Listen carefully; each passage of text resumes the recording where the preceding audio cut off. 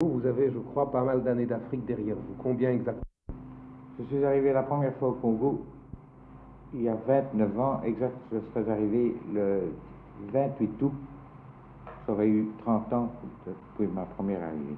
Vous avez résidé où cela en dernier lieu? À Luluabourg, Et vous y remplissiez quelle fonction? adjoint administratif du directeur provincial de la Régie des eaux. Pourquoi avez-vous quitté Luluabourg? Le samedi, à 6 heures du soir, nous avons été alertés d'avoir réintégré nos habitations où nous recevrions des instructions par la police au moyen de haut-parleurs montés sur véhicule. Ces instructions ne sont pas arrivées de cette façon-là, mais un voisin m'a prévenu, rendez-vous à Limokasei avec des vivres, n'est-ce pas, il y a concentration de toute la population européenne. Nous y sommes arrivés, nous nous sommes installés finalement dans l'immeuble. Et c'est là que vous avez été assiégé par les mutins. Là, nous avons été assiégés par les mutins. Comment avez-vous été délivré, puisque c'est le mot qu'il faut employer? Nous avons été délivrés par des parachutistes le dimanche soir vers 7h30 du soir. Et lorsque vous êtes arrivé à Léopoldville, c'est à l'aérodrome que vous êtes aperçu d'un autre événement dont nous avons beaucoup entendu parler ici. Oui, la reprise par les paras de l'aérodrome de Léopoldville.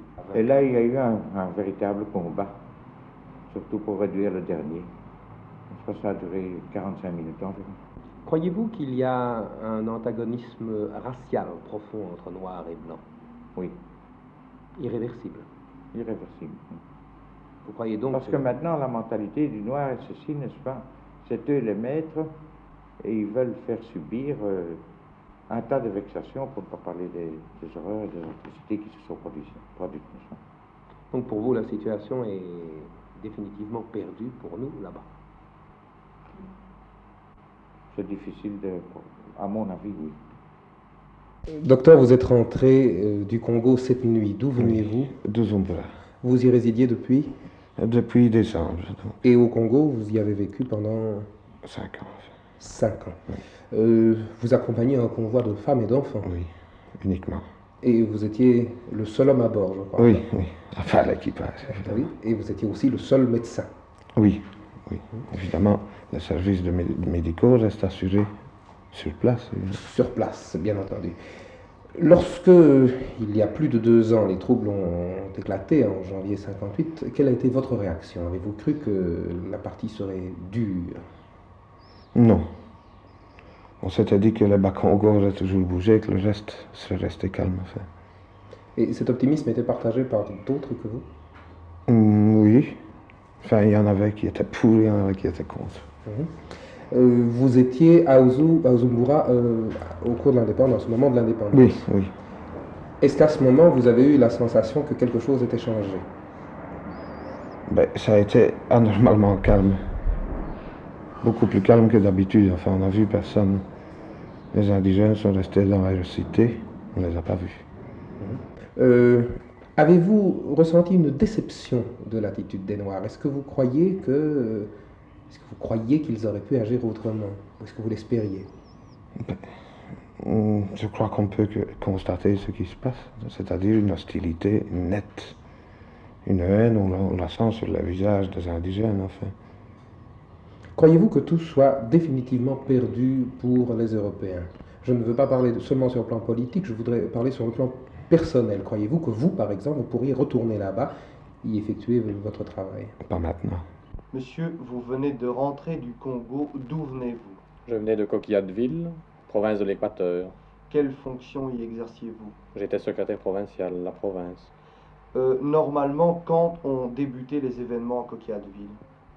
Eh bien, les fêtes de l'indépendance se sont passées dans le calme, mais de suite après, le 4, les barricades se sont dressées entre la cité européenne et la cité autochtone, du fait que les travailleurs réclamaient des augmentations salariales. Pourquoi? Ils estimaient avoir droit à ces augmentations, du fait que leurs ministres provinciaux s'étaient octroyés des allocations de 750 000 francs par an, et le président 850 000. Ils estimaient, eux, avoir droit à 7 000, 6 000, 8 000, 10 000 francs certains. Vous parlez d'une grève, d'un mécontentement, mais y a-t-il eu vraiment des événements? Y a-t-il eu des pillages, des incendies? À ce moment-là, en effet, il y a eu des événements assez regrettables. Les travailleurs ont mis le feu à plusieurs maisons, la maison de leur président du gouvernement provincial, du vice-président, M. Icolo, de M. Bompessé, commissaire à la jeunesse, plusieurs magasins même. Et bien entendu, ça a créé dans la ville une certaine agitation. Parce que vous avez voulu aider une grande partie de vos compatriotes à partir, à ne pas souffrir, à ne pas être l'objet de sévices, vous avez été, monsieur, l'objet d'une mesure d'expulsion. Elle vous a été signifiée par le gouvernement provincial congolais, mais elle a été exécutée par des Blancs. Est-ce qu'il n'y a pas là un problème moral pour des Belges, des Blancs, d'obéir maintenant à des Congolais? Et je ne pense pas qu'il y ait un problème réel pour autant que les Congolais qui commandent aient une formation et aient le pouvoir de commander. Bien entendu, actuellement, bien souvent, ce n'est pas le cas. Et dans ce cas, bien sûr, un problème moral se pose. Vous avez été expulsé, on vous a donc pratiquement remis dans l'avion et vous êtes revenu sans rien. J'ai eu 2h30 pour quitter Coquillateville. Je me trouvais au travail à 10h30 et à 1h, j'étais dans l'avion. À votre avis, les événements qui se sont passés, non seulement à Coquillateville, mais dans tout le Congo, seraient-ils dus à une haine quelconque des Noirs vis-à-vis des Blancs ou vice-versa? La question est fort discutée. Il y a certainement de la haine raciale parmi des commis notamment, parmi certains dirigeants, mais je ne puis pas dire que dans la population, actuellement, il y ait une haine raciale. Pas toujours. Il y a des cas, bien entendu, mais il y a au contraire des cas de gens qui nous sont restés très favorables. Si tous les Européens doivent quitter le Congo, où pensez-vous va aller le Congo? Ah, je ne pense pas que le Congo puisse s'administrer sans Européens, ou sans au moins d'autres peuples plus développés que les Congolais. Ils n'ont pas actuellement, je pense, suffisamment de cadres que pour gouverner eux-mêmes. Monsieur, vous viviez depuis très longtemps au Congo et ces événements que vous venez de vivre vous ont bien entendu ramené ici en Belgique assez fatigué, mais vous avez eu le temps d'y penser. Est-ce que vous aviez prévu ces événements? Oh, ces événements sont prévus par nous autres, les coloniaux, depuis plusieurs années déjà. Nous avons vu la situation qui se détériorait lentement et nous voyons que nous allions à la catastrophe. Bien entendu, nous n'avons jamais eu réellement voix au chapitre.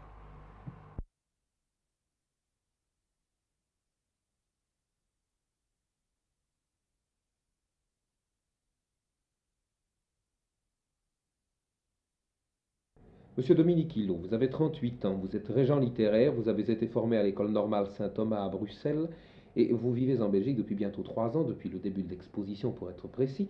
Mais avant cela, vous avez exercé votre métier d'instituteur pendant 18 ans au Congo. Et détail intéressant, vous avez été l'instituteur de l'actuel ministre des Affaires étrangères, Monsieur Bomboko. En tant que Congolais, résidant en Belgique depuis un temps appréciable et y vivant, je crois pouvoir le dire, en parfaite harmonie avec la population belge, quelle a été votre réaction lorsque vous avez appris les récents événements du Congo? Ma première réaction était vraiment un découragement. J'ai été fort désolé de voir des événements qui se sont déroulés au Congo. Surtout que le gouvernement avait promis de prendre les dispositions pour protéger le bien et les personnes.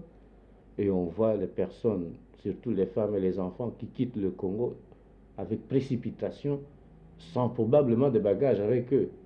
Ça nous a fort découragés, nous autres. Monsieur Jonas Mukamba, depuis ces événements, votre situation a changé ici en Belgique. Est-ce que les gens se comportent à votre égard de manière différente? Le fait que certains Congolais ont été molestés. J'ai été personnellement l'objet, samedi dernier, la gare de Bruxelles, la gare du Nord. J'ai été l'objet donc des cris, des huées, des gens qui me voyaient entrer dans la gare, qui me demandaient pourquoi j'étais encore là, que je devrais partir au Congo, puisque nous ne voulions pas de Belges. Encore ce matin, dans le tram, il y a une dame qui s'est permise de cracher sur moi. Heureusement, en face d'elle, il y avait un monsieur qui l'a retenu, si bien que je n'ai pas été sali. Donc la situation semble avoir un peu changé, mais je crois que c'est l'effet d'une minorité. Et aussi, ces gens, il faut le comprendre, quand on a des familles au Congo, que ces familles, d'après les journaux et la radio, sont dans l'impossibilité de vivre. Il y en a qui fuient par Brazzaville, d'autres par la Rhodésie du Nord, par l'Ouganda, un peu de tous côtés du Congo. Je crois que ces gens, humainement parlant, doivent avoir des ressentiments, doivent être fâchés contre le Congrès qui les rencontre ici. Monsieur Paul Mouchietté, vous avez 25 ans. Vous êtes licencié en sciences politiques et sociales. Vous avez fait vos études à l'université de Louvain. Vous avez été assistant à l'Oranium. Vous êtes actuellement attaché à la direction d'une importante banque. Et, disons-le, vous résidez en Belgique depuis 7 ans. Il n'est pas indiscret d'ajouter que vous y êtes marié. Comment avez-vous réagi en tant qu'Africain vivant en Belgique depuis pas mal de temps, et je crois pouvoir le dire en harmonie parfaite avec la société belge, comment avez-vous réagi à la nouvelle des récents événements du Congo? Je dois dire et je dois reconnaître que ma réaction a été, comme celle de tout le monde, une surprise vraiment désagréable. Car comme vous venez de le dire, j'appartiens un peu aux deux pays, africain parce que je suis africain et un peu belge parce que j'y ai mis mon cœur. Et la chose m'a désagréablement surpris, je peux vous le certifier. Et d'ailleurs, avec un groupe d'amis congolais, nous nous sommes entendus pour avertir la presse belge et donner nos condoléances à tous ceux qui avaient souffert des événements. Croyez-vous que le départ des populations et des techniciens et des responsables européens peut grever de manière irréversible votre économie? On parle souvent actuellement, quand il s'agit de pays sous-développés, du recours à l'aide internationale, mais moi je crois qu'il faut remettre ces appels internationaux à leur dimension les plus exactes.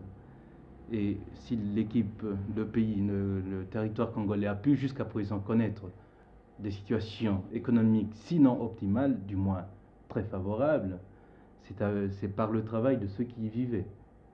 Et si on veut vraiment assurer de grands développements, il faut d'abord assurer la continuité de ce qu'on a pu réaliser jusqu'à présent et pouvoir composer avec les gens avec qui on a vécu jusqu'à présent. Est-ce qu'il vous apparaît comme possible de distribuer les responsabilités de ces événements? C'est un problème qui a des causes, je dirais, assez proches et des causes assez lointaines. Il est bien difficile de résumer en 2 phrases toutes les situations africaines qui se présentent actuellement, parce qu'une chose qu'on voit aujourd'hui a peut-être ses causes les plus sérieuses dans une perspective de 10-20 ans. Mais pour l'immédiat, nous devons reconnaître que le peuple a cru que l'indépendance coïncidait à une espèce de rupture de barrage et qu'à partir de ce moment, tout pouvait être permis. Et notre gouvernement a été presque pris à l'improviste. Il n'était nullement préparé à réagir comme il se devait, et tout de suite et le plus rapidement possible, dès les premières mutineries. Quand vous dites que votre gouvernement n'était nullement préparé, y voyez-vous une erreur ou une imprévoyance de l'administration belge? Hélas, ce serait juger le gouvernement d'une manière assez sévère, parce que nous devons reconnaître que depuis les nombreuses déclarations qui datent du mois de février de l'année 1959, l'équipe politique tant belge que congolaise a été vraiment soumise à rude épreuve. Qu'ils ont essentiellement affronté les problèmes de l'organisation et de la mise sur pied des institutions, et qu'ils ont oublié, si vous voulez, de suivre de près les problèmes réels que posait la population. Est-ce que depuis que ces événements se sont produits, vous ressentez certaines difficultés à vivre ici en Belgique? Personnellement, je n'ai souffert d'aucun sévice et je n'ai personnellement rien subi. Nous devons mettre tous nos esprits à pouvoir comprendre la situation de ceux qui souffrent des événements actuels.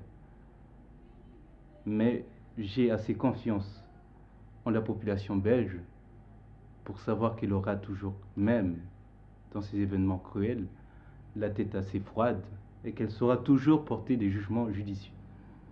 Et je suis d'ailleurs sûr que cette population à laquelle je m'adresse saura dire avec moi que le racisme ne paye pas, et encore moins la vengeance.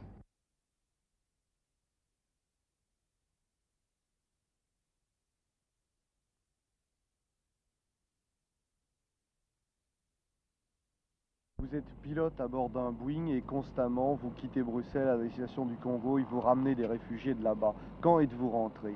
Hier soir, dans la nuit, à 3 h du matin. Et quand allez-vous repartir? Nous comptons repartir cette nuit-ci, la nuit du samedi au dimanche. Ce qui veut dire que pratiquement vous volez constamment, vous avez un peu le temps de vous reposer Oui. et vous devez repartir. Oui. Vous connaissiez très bien le Congo, vous y avez vécu? J'ai vécu 15 ans avant-guerre, mon père y a vécu 25 ans, et j'ai un frère qui est là-bas depuis une trentaine d'années. Et il est malheureux de voir dans la situation dans laquelle le Congo se trouve. On ne sait rien faire à cela malheureusement, et c'est l'indécision et... Je ne sais où, je m'excuse beaucoup, mais je ne sais pas beaucoup parler à cause de cela. Je suis tellement émotionné quand je songe au Congo qu'il est invraisemblable de voir un pays aussi magnifique dans l'anarchie dans laquelle il se trouve à l'heure actuelle. Et votre impression, chaque fois que vous arrivez là-bas, vous atterrissez à Léo, vous voyez les gens, est-ce que vous les voyez de plus en plus tendus, de plus en plus fatigués? Oui, bien sûr, bien sûr. Ça dépend le chargement. S'ils viennent de Louloabourg ou dans un endroit où ils ont terriblement souffert, comme Boendé ou Coquilhatville, n'est-ce pas, ces gens, évidemment, sont bien plus miséreux et misérables que ceux qui viennent de Léopoldville, bien sûr. Et vous chargez énormément de personnes à chaque voyage, je crois. Le maximum. Le maximum. Ah, je ne pense pas que les équipages lâcheront. Ils ont le cœur au travail et ils ne lâcheront certainement pas. Ça, je ne pense pas ça.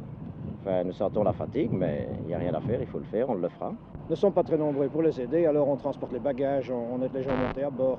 Oui.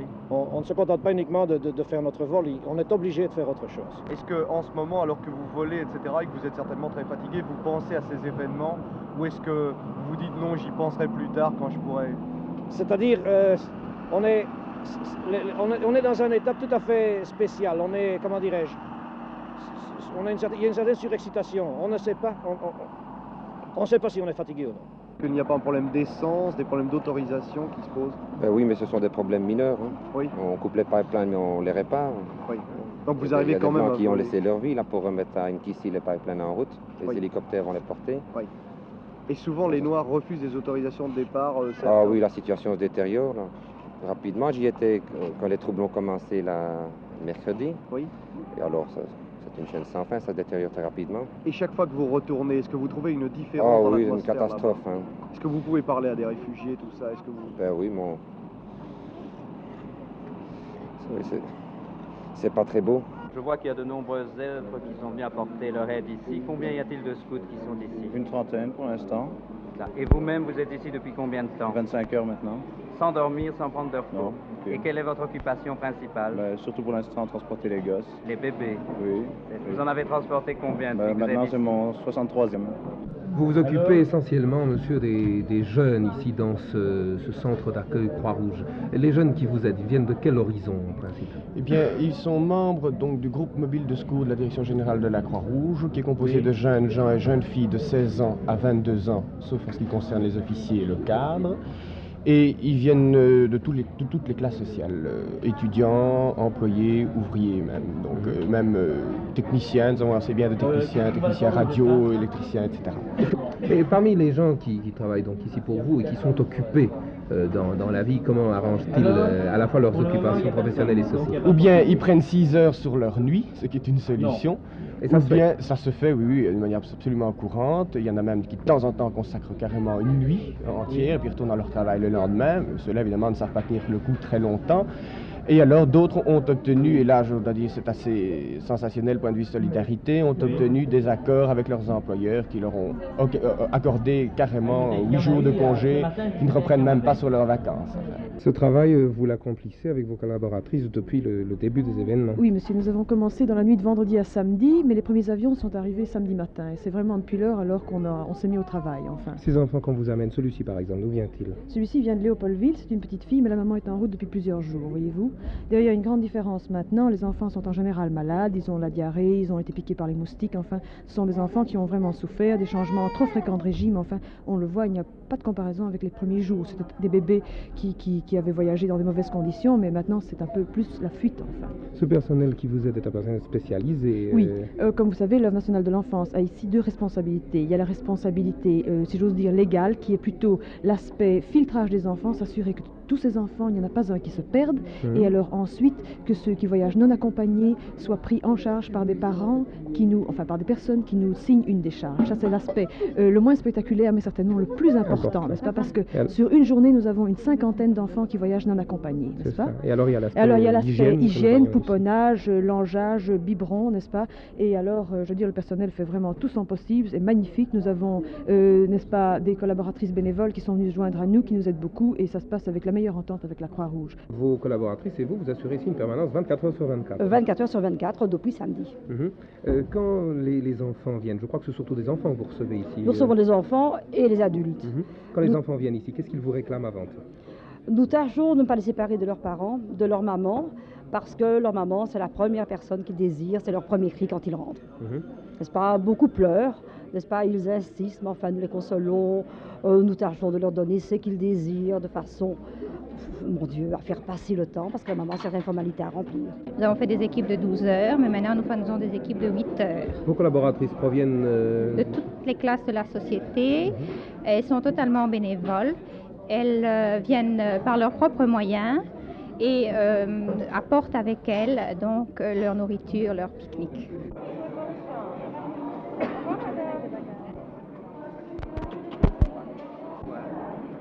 Mademoiselle, vous êtes ici à Saventem aujourd'hui comme chauffeur bénévole. Pourquoi faites-vous cela? Pourquoi êtes-vous ici? Pour venir en aide à des gens qui ont plus de difficultés que moi. Je trouve cela tout naturel. C'est ça. Et vous, c'est la première fois où vous êtes déjà venu? Non, je suis depuis hier matin et j'espère pouvoir continuer à venir. Je vous remercie.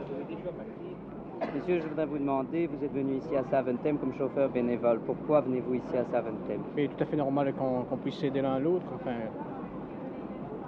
nous sommes poussés, enfin, à ça, quoi. Et vous comptez revenir souvent? Oui, absolument, oui. Je peux vous demander pourquoi vous êtes ici cet après-midi à Saventem? Pour aider ceux qui rentrent du convoi à retourner chez eux. C'est la première fois que vous le faites? Non, c'est-à-dire ma femme l'a déjà fait. Moi, je suis ici depuis ce matin. J'ai déjà conduit 2 personnes. Et où comptez-vous conduire ces personnes? N'importe où. Monsieur, un service de chauffeur bénévole existe ici pour reconduire les réfugiés chez eux. Comment ce service a-t-il été créé? Ce service a été créé à la suite d'un appel radiophonique émanant de la Croix-Rouge de Belgique. Et quand nous nous sommes présentés, nous étions tellement nombreux qu'il y avait un peu de pagaille. Nous avons estimé qu'il était nécessaire d'un tout petit peu s'organiser et nous nous sommes mis bien volontiers chacun. Combien êtes-vous comme chauffeur bénévole à venir régulièrement ici? Nous estimons qu'à la suite des appels et spontanément, il se présente ici dans les 24 heures environ 1000 chauffeurs bénévoles, un bon millier. Dans quelle direction sont conduits tous les réfugiés? Les réfugiés sont reconduits dans toutes les directions en Belgique et même parfois hors des limites de la frontière. Vous avez eu un cas particulièrement où la limite était loin? Le cas le plus lointain dont je me souvienne est Montpellier, en France. Et la personne qui s'est rendue à Montpellier l'a fait parce qu'elle y allait ou elle l'a fait spontanément? Absolument spontanément, partant directement de Bruxelles. Comment trouvez-vous tous ces chauffeurs bénévoles qui viennent ici vous aider? Ils sont magnifiques, pleins de dévouement et surtout de patience. Car le principe ici, c'est que ce n'est pas le réfugié qui doit attendre, mais c'est le chauffeur.